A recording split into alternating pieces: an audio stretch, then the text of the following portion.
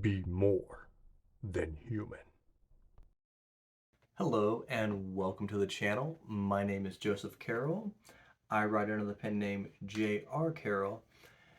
And today we have a controversial one. Um, Toxic Fandom. What is it? Who coined it? And is it even a thing? Um, I had never heard this term until maybe 3 years ago or so. And then it started to kind of permeate through, everything in the kind of art kind of community from, movies, television shows, and, it's made its way into books. And when I first heard it, I'm like, well, what do you mean by, toxic fandom? And seeing some of the videos and people, talking about what they believe, toxic fandom is, I have to rewind a little bit because I have a, big background in sports. I was in sports since I was 4 years old, and watching sports and being in sports from baseball, track, football, tennis. I did a little bit of everything, and never heard this term in sports. It's there are, you've heard people call bad sports, or rowdy fans. And sport is where we get fans. We're fans of of sport, and it's it derives from the word fanatic. And because people are just are crazy for certain things. They lose their mind over things sometimes. And in sports it's just that's the way it is. People don't think twice. Someone goes to a football game without their shirt and paints their body their team's colors, and goes crazy. They pound sound machines together, and go crazy and yell and scream. And that's just part of the show. It's just part of the experience, right? You're arguing with the other team's fans, and they're throwing insults or whatever back to you. Some people might think that's not cool, but I mean that's just the way most sports fans happen to go about things, especially when you're there. It's but in the end, most of the time, people keep it within the premise of it's a sport, it's fans. We're all gonna say crazy things. No one's mostly taking things personally. Um, so that was kind of my experience with fandoms. And then I'm getting heavier into books, and of course I've been into movies forever. And then this term starts popping up, like I said, 3 years ago or so. And it's I first heard about it through movies, especially comic book movies. I've heard people criticizing certain comic book movies because they're big comic book fans, and they are not liking the way certain comic book characters or whatever are being portrayed. And they you know they're letting Marvel or DC or who whichever one of these comic book companies and film companies know that that's not how their character is supposed to be portrayed. This character is 50, 60, 70 years old, and you're betraying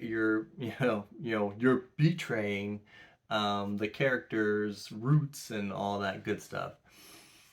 And then the way I heard it come up, it's more like the companies and the producers were jabbing back at the fans, and and I'm not for that. Like, if you're a company and you're a producer or whatever, the fans pay they pay your salary, right? So it always seemed weird to me. But then um, things started to kind of uh, work work its way into like books and such, and they're talking about oh, these toxic book fans and these fandoms, and how they and so as I got kind of deeper into it, my big thing is, um to me, I think everybody should get an opinion, right? Everybody is allowed to have an opinion. And I think when things become toxic, um and in my mind, I think a lot of it's overblown, simply because I think everybody should be able to say whatever they want to say. Good ideas outweigh the bad ideas, right? No one should be censored or whatever for whatever they say. But when you start having people say, okay, I don't like this book, and the fans of that book say, oh, it's because you didn't get it.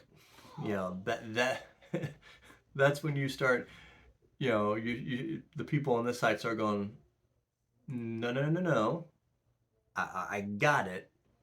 I just didn't like it. you know, and then that just sets a blaze in certain fandoms, right? And then they'll be like, well, no, it's because you're stupid. That's why you know, and they'll find ways, and some are more clever about disguising their ways of kind of making you seem to be the bad person in the situation, being like, well, no, no, see, you don't understand this and this and how deep this is over here. And I so that and even then, I'm not going to call that toxic. I'm just going to say that those people are really big fans, right? But when you start, attacking people, and I think it goes overboard once you have something comes out, right? And it's not just a negative review, because anybody can do a negative review. I mean, I've talked about some things that I don't like, right? But it's when if you keep talking about it, or somebody does a positive review, and you jump on the review, and you're like, oh, that was terrible, that book is the worst book ever, and every chance you get, you're trying to bring that book down, or that author down. um and that's kind of I did a video a little while ago about Stephen King, and how I started to find out that some people like really don't like Stephen King, and they'll kind of badmouth his writing style whenever they get a chance, and I'm like, why are you trying to bring down Stephen King? Why? Because he's popular? But you have people who will, and this happens. I feel like this happens more in the Booktube community. Is when you have someone like really popular, you start, you know, they start getting attacked, right? And it's like, oh, they're not very good writer, or this or that, or they're placating to people, you know, or they're just writing a trend. And I'm like, I mean, if if thousands or a million people are buying it, it can't be bad, right?